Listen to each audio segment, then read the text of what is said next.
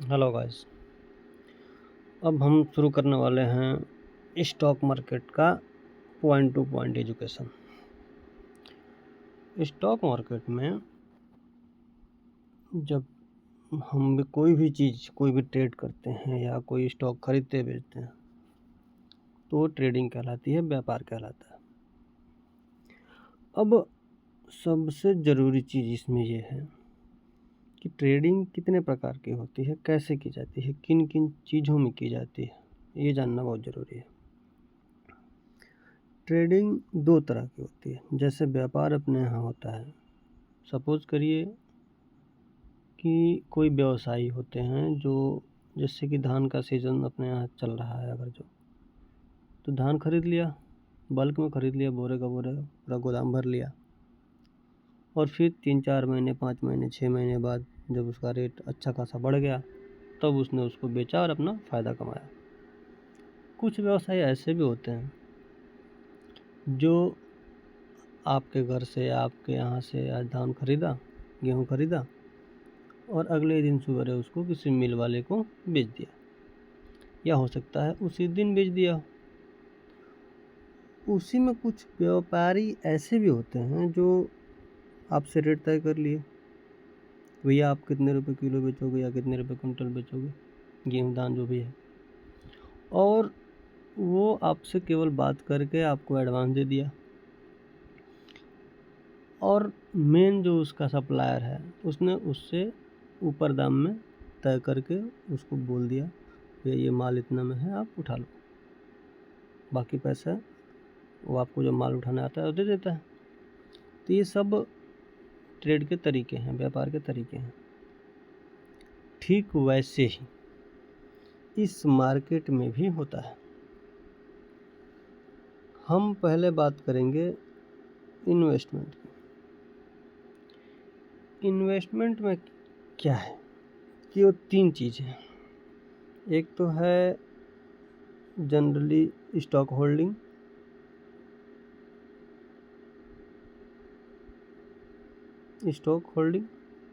दूसरा है SIP, लोगों ने नाम सुना होगा इस चीज़ का, और इसके अलावा म्यूचुअल फंड।